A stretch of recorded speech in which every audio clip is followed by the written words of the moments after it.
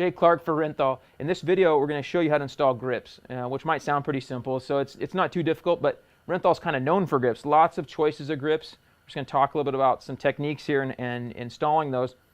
Today, we're going to install a set of Kevlar dual compound grips. Very good grip. Lots of choices here. So we're going to show you how to install those. On this Honda, we're going to remove the stock grips. It's not too difficult in these Hondas to get them off. We'll show how to do that and give you some tips there. If you have a Suzuki, Kawasaki, some bikes, the stock grip on the right side on the throttle tube is kind of, we call it vulcanized. It's stuck on here. Here you can see we've cut one away, tried to cut it. You simply can't get them off. And you can try to grind them and so forth, but kind of sketchy and doesn't really work too well. So your options are running a throttle tube. You got Motion Pro makes plastic ones. You got Works Connection makes a nice billet one. Those are some of your options on those bikes that you don't have a choice, and so that way you can change grips regularly, much easier.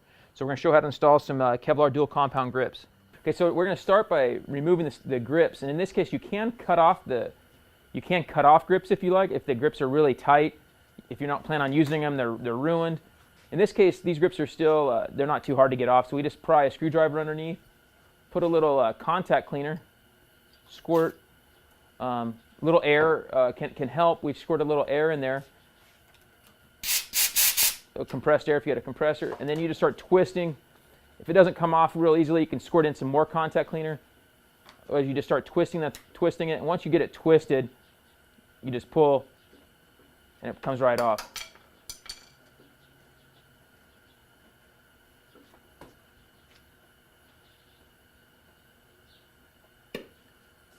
See? Even Dave can do it. So same thing on the throttle side. You want to be careful. You don't have as much room to get in here, so you want to be careful not to poke a hole through it or anything if you want to save it. So just squirt a little contact cleaner in there.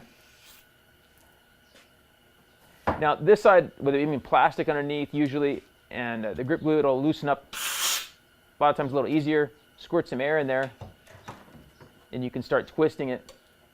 Once you get it broke loose, then it'll usually just start twisting right off. And you can see the old excess glue there that we'll want to clean up.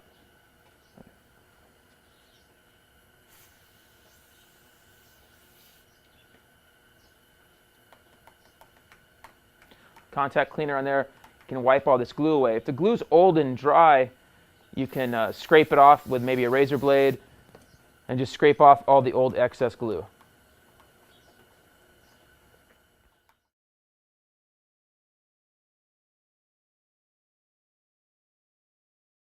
So now we're going to clean off, same thing on the other side. Want to clean it off.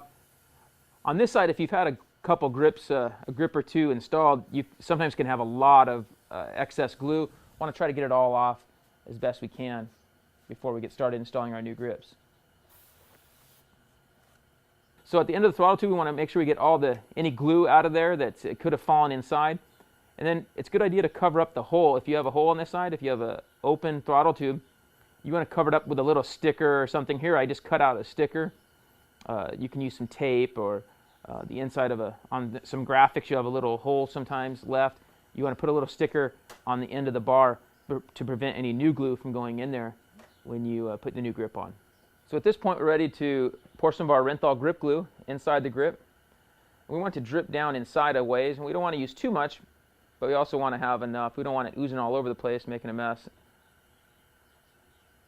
So as it kind of runs down, we can kind of squeeze the grip and get it worked in to where it's kind of evenly dispersed throughout the grip. We can feel it getting down all the way to the bottom of the grip, so it's even. And as we put it on the bike, we're going to install it on the bar, and we're going to hold up the grip. We want it to get a little tacky, so we let it sit for just a minute or so and get a little tacky, and we slide it on to the bar end. So at this point, we're ready to install. It's a good idea just to hold up, lets all the air out of the bar as you go. And this is going to be the kind of tough part. You're kind of pushing and pulling up on the thing, on the grip. As we get it all the way on, now we can start to turn the grip, spin it around. We got it evenly dispersed, and we're in the correct position. So at this point, we got the half waffle underneath, so our hand's in a correct position with this grip. So second verse, same as the first here, same thing as the the left side of the grip, we just coat at the inside, let it drip down a ways. You can poke a hole in the end of the grip if you like, if you're fighting, getting all the air out. In this case, we're just working it in, and we hold the grip up to make sure we get all the air out of the grip as we install it. At this point, we slide the grip on, and then we're going to lift up on it to make sure that the air stays out as we push it on.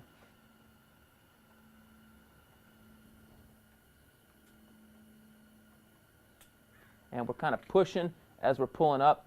And we can twist it a little bit to kind of spread the glue out throughout the grip, make sure all the air is out of the grip. We line it up correctly, just as we did the left side with the half waffle underneath. And like so. Done. Good job, Dave. So at this point, we're squeezing our grips, making sure everything feels good. They should feel fairly firm. If they don't feel right, you're going to need to start over and pull them off, re-clean, and redo. But in this case, they feel nice and firm. We squeeze them. Now we're going to wire tie them down. So now we're going to cut some wire, and there's various thickness of wires. This one's about 32 thousandths thick wire. There's also thinner wire. With thinner wire, you can make 2 loops around the grip, which is what a lot of the factory guys do. And so wire tying, these tools are fairly inexpensive. You can get them from Motion Pro and many other companies. Simply pull it down tight. It's as simple as that, and we're going to do that in 3 spots on each grip, evenly throughout the grip. So we kind of space, somewhat evenly across the grip. Now we're putting our second one on with our wire tie. If you go too tight, the wire will break, and you'll just have to redo it. The wire's not too expensive. The wire tool's available, and wire's readily available, easy to get.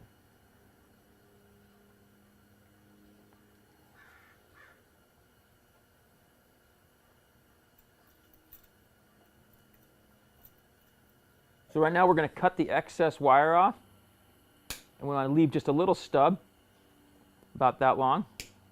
We're going to do that in 3 spots all the way across. Now, it's very important that you get these wires tucked well into the grip. The grip is thick enough where you can push it into the grip to where it's kind of embedded in there. So you want to push it up as well as you can so it won't snag your hand, obviously, or your grip at all. And you can push it all the way up in there and give it a little tap with a hammer so it's all the way in there. Really nice. And then put your hand on there to feel, your bare hand, and make sure to feel that you don't feel anything at all sticking, protruding.